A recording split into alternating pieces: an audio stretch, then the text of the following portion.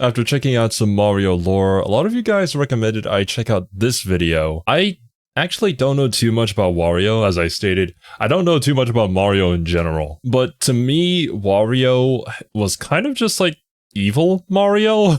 I mean, it's literally Mario's name with a W instead of the M. I'm not really sure what the lore is behind there. Are they like a competitor to Mario and Luigi? Although I feel like if they did start off as like petty villains, they've graduated to something else, something of their own, with their own fan bases too. I believe that there are Wario games as well. I've never played them myself, but I think I've seen them around. They're kind of like micro games, right? I can see the appeal in them if you're playing with a bunch of friends on a couch or something. But anyways, enough of me yapping.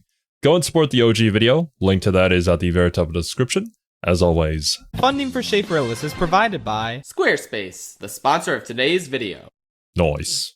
Wario! So I spent a week visiting my girlfriend's college, and I was taken aback by its school colors, which were yellow and purple. Yes! Wario? You know who that reminds me of? Wario! So basically, that whole week, whenever I wasn't with her, I was thinking about Wario! At first, it was simple thoughts like, Wario's funny. But then, I really started to get existential. Who is Wario? What's his deal? Is there a distinction between Wario the idea and Wario the man? Yes, I'm gonna directly borrow from that Mario the idea versus Mario the man essay you've seen memed around. Because after all, stealing from That was a thing?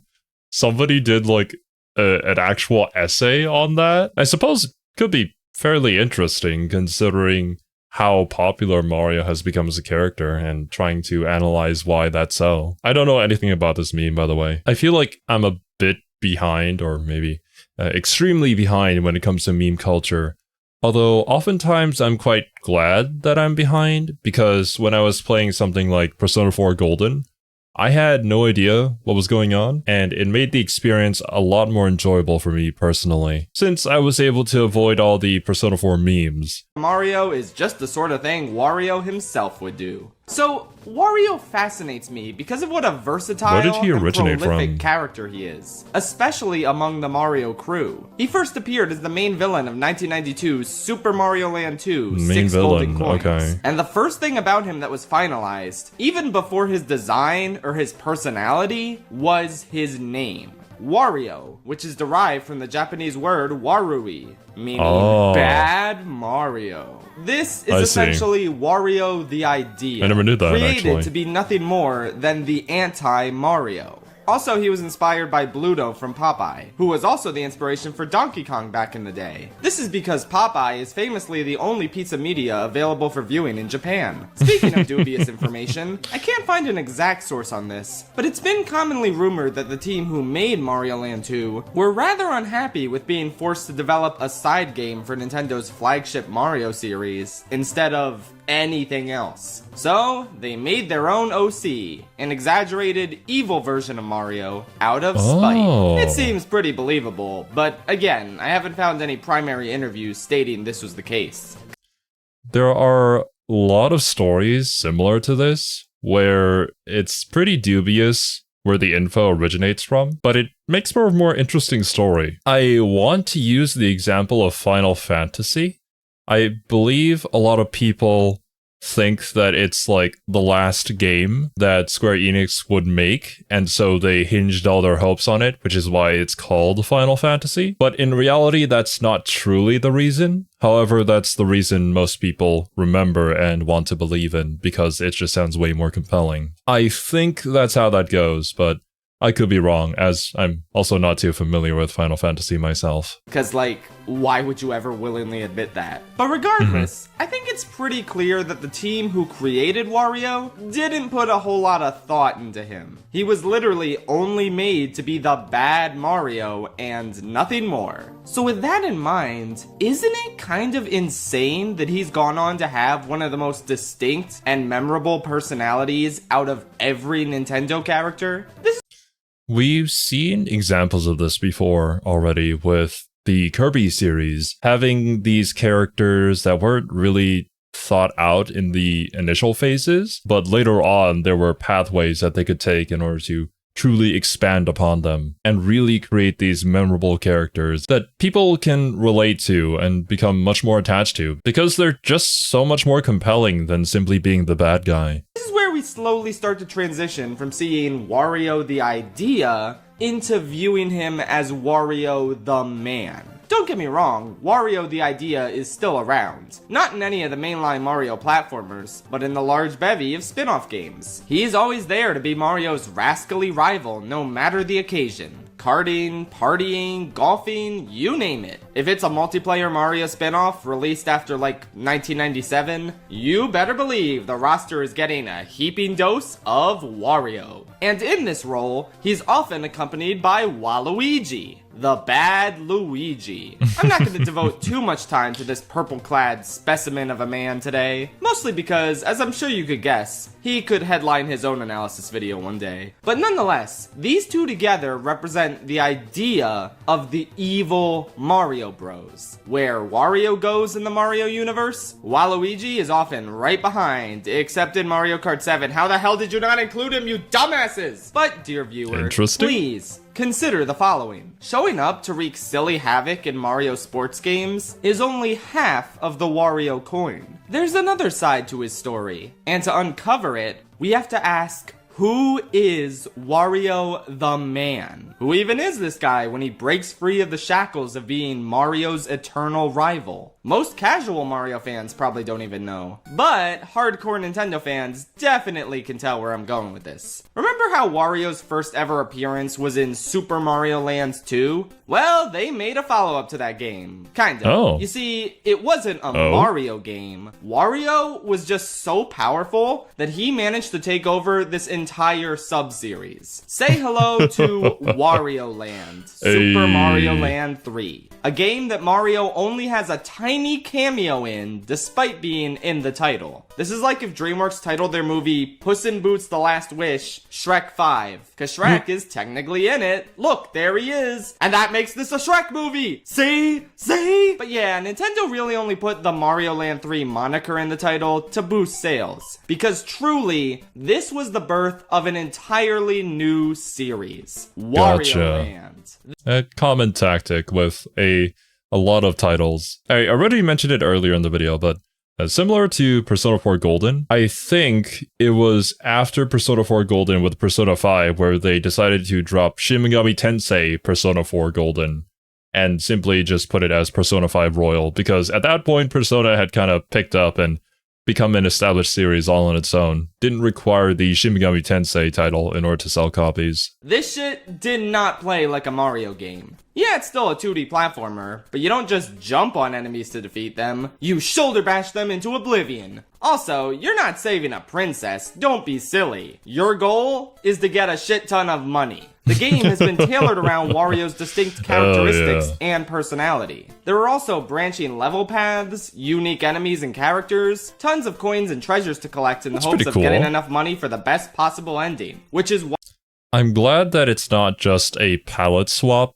kind of thing, where you swapped Wario into a Mario game and just have him play as Mario. It's distinctly unique with its own flavor, and is probably the stepping stone towards whatever Wario's about to become. Wario owning his own planet. Suffice to say, you would never mistake this for being a Mario game. It's its own thing, and the same rings true for the Wario Land games that followed, now no longer tethered to the Mario series at all, since he doesn't appear in the game or in the title. Throughout Wario Land 2, 3, 4, Shake It for the Wii, even the game he had for the damn Virtual Boy, I never knew any of these games existed, by the way. I have not heard a lick of them. I have seen gameplay of some Mario games, but yeah, nothing from Wario at all. It's abundantly clear that Wario has developed into his own man. He's more than just an evil Mario. He can be that in a Mario Tennis or kart game or two, and that's still where most people will know him from. But goddammit, being a greedy, son of a bitch spelunker, thirsty for treasure and riches is his true calling. Or maybe not. Because there's even more to Wario. An entirely new franchise about him in a completely different genre from that of Mario. say hello to WarioWare! There it is. Well, this one at least I know of. With the micro games and stuff. It's a very unique style that I don't think I've seen really any other game attempt. Or if they have, they definitely not done it as well as the WarioWare games have. Series truly fascinates me. Not only because I'm a fan of its gameplay style, I mean, playing a bunch of micro games in rapid succession is really satisfying, but because it pretty much has even less to do with the Mario series than Wario Land did. The gameplay style. Oh god, I just had like the most cursed thought ever. Isn't this pretty much the same thing as getting instant gratification from watching a YouTube short or a TikTok? I feel like these type of games would trigger the same exact point in your brain as, you know, consuming all that trash media would. Oh, and just to clarify, when I say trash media, I don't necessarily mean bad.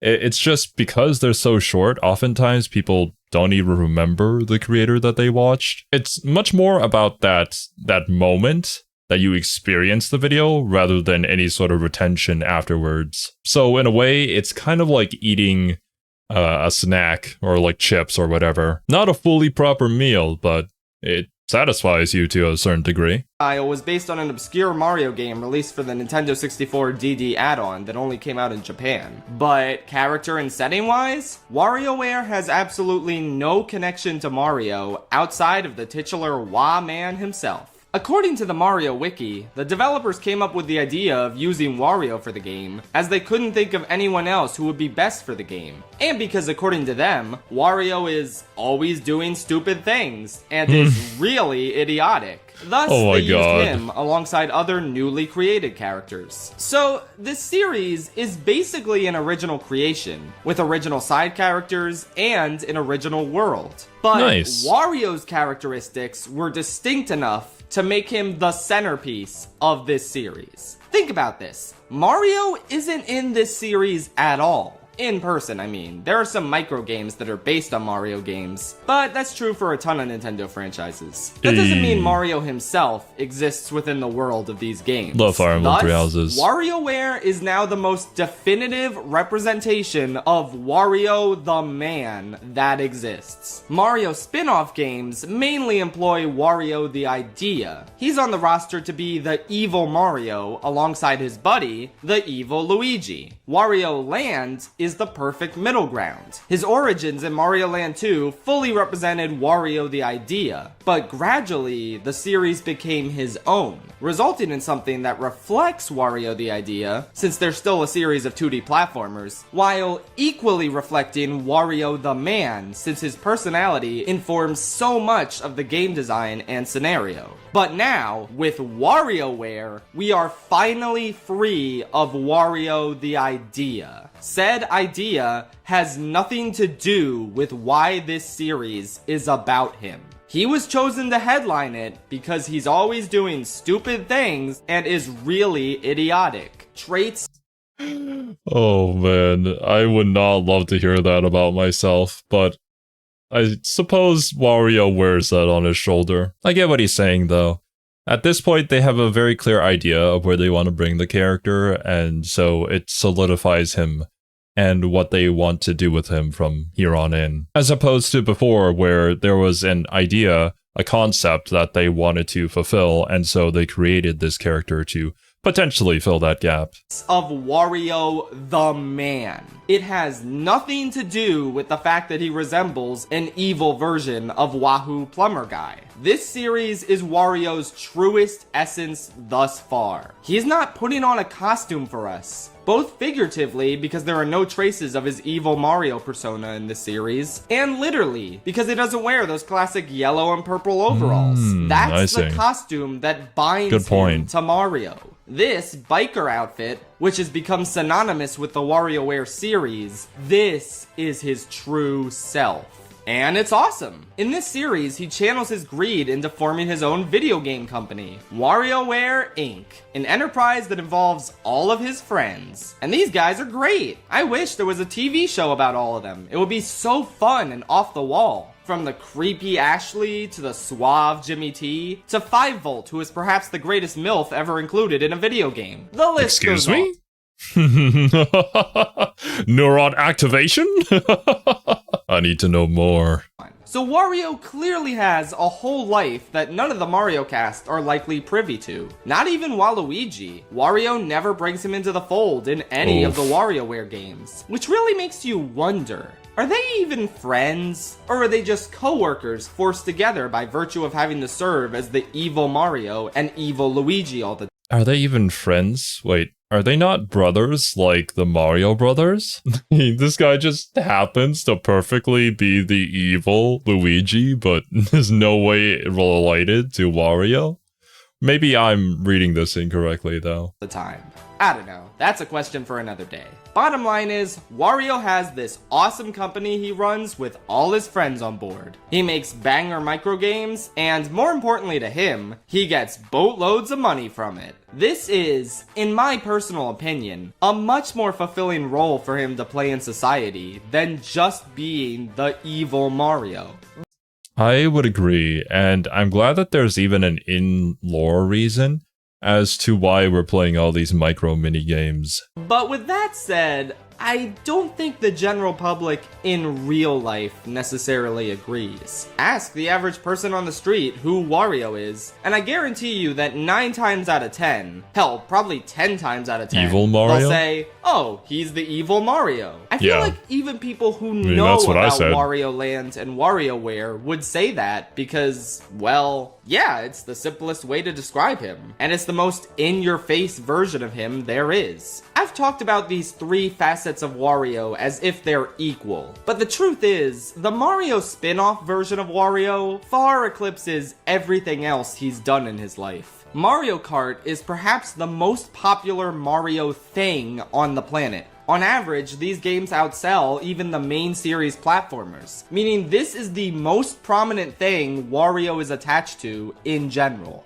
And yep, he's just the evil Mario here. Don't get me wrong, some of his characteristics shine through. He calls people a cheater, he's like, I'm gonna win. And some of his courses showcase his greed and overall intensity, like Wario's Gold Mine or the Wario Stadiums. But mostly he exists in these games to perpetuate Wario the idea. And the sub-series that actually focus on him have kind of floundered in comparison. Wario Land has essentially laid dormant since 2008, and it doesn't look like Nintendo is gonna revive it anytime soon. And while WarioWare is still going, it hasn't exactly been going strong sales-wise. The series peaked on the DS with WarioWare Touch selling 2.47 million, and the Wii installment got pretty close to those numbers. Nice. But after that, the series stopped gaining sales momentum. And this truly baffles me because WarioWare Get It Together is a Switch game. You know, the Switch, the console that anything sells on, home to the best-selling Mario Kart, Animal Crossing, Smash Bros, Zelda, Kirby, Metroid, Fire Emblem. This thing is a monster.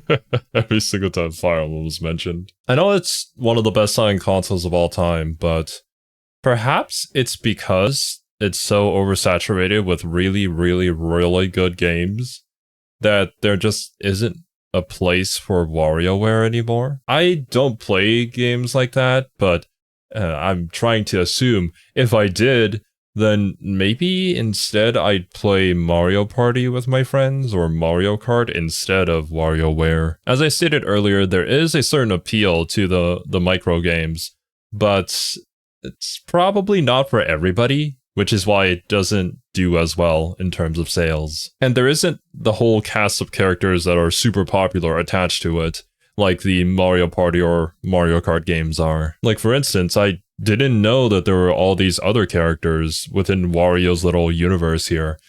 I'd never seen them before. That's likely because they're only tied to the WarioWare games, which I don't play and haven't really heard too much about. Everyone has one, and people will buy anything for it. So how did WarioWare Get It Together do? Oh, you know, it sold 1.27 million. For an established Nintendo franchise on the Switch, that's bizarrely pitiful.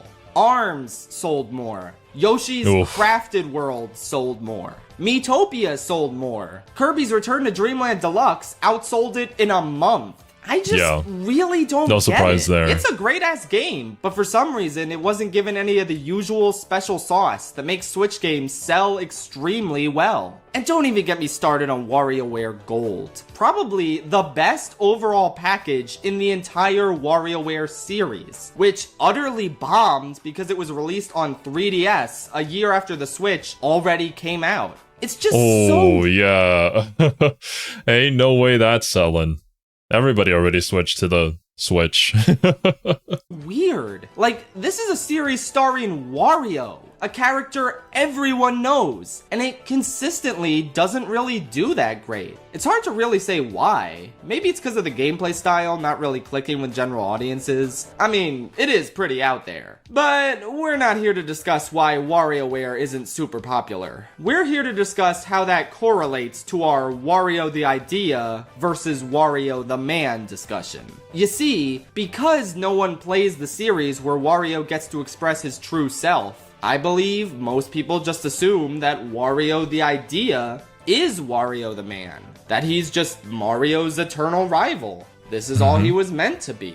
And that's poppycock, as this video has established. But one video isn't gonna change a lifetime of Mario spin-offs conditioning society to believe that Wario is just the anti-Mario. To be fair, isn't this just the fault of media in general? Like, not even talking about video games. I think media is a great way to manipulate people to think a certain way about someone, because most people won't go the further step to actually look into said thing that is being reported on, or the thing that they see on TV. And it's kind of why advertisements on TV still work. It's because it's like, oh yeah, totally, this product works exactly the way that it is advertised because they said so. But of course I buy this toothpaste brand because 9 out of 10 dentists said that I should buy it. Even better when the news reporter says, studies show so and so and so. But like, what studies? Which ones? And what about the ones that contradict those studies? This is why I've honestly had a blast doing all these deep dives into several different series and really checking out their lore, because you get to see things like this, that these characters are so much more than what they appear to me as when I'm simply just a casual viewer. Is this really that big a deal? No, I just thought it would make for a fun video discussing the public perception of a character we all know and love. But from a character standpoint, it is kinda tragic, right? The fact that people's perception of this guy is so shallow that they boil him down to such a simple moniker. And whenever he tries to break out of that moniker and do other things he's passionate about, very few people actually care. He kinda just has to keep being known for this one thing that barely scratches the surface of his personality and his interests. How sad is that? Why, Shafe, are you projecting a bit? No. I just think it'd be cool if you guys cared about musicals, that's all. But wait a minute, there's one more Wario thing we haven't really covered yet. One specific series he's in that dares to bridge the two Smash Warios Bros? together. That, of course, being Super Smash Bros. Wario was initially planned to make his debut in 2001's Melee, but he didn't make the cut and was instead added to the series in 2008's Brawl. Which is interesting, because in between those two games, the WarioWare series was born. If Wario had been included in Melee, his moveset and primary design probably would have pulled from the Wario Land games. But instead, with this new IP under his belt heading into Brawl, Sakurai decided to classify him as a representative of the WarioWare series. Not only listing that as his home franchise instead of grouping him in with the Mario cast, but also having his primary design be his less iconic, but more true to his character, WarioWare biker fit, with his more well-known overall getup being an alternate costume. This remained true for Smash 4 and Ultimate, allowing fans of both fits to pick whichever one they prefer. Though I kinda miss his Ship Captain ult and Caramel ult from Brawl, as Patrick and I always called them. But otherwise, this representation is pretty cool, not gonna lie. And this was gonna be the part of the video where I tell you how much everyone just kinda switches to the overalls Wario they're all more familiar with. A sentiment that rang true whenever I played Smash growing up with any of my friends. I mean, hell, I did it. Yellow and purple Wario is just more visually appealing in my opinion. Plus, it's the first thing I think about when I think Wario, because of how much more prolific it is than his WarioWare costume. Yeah.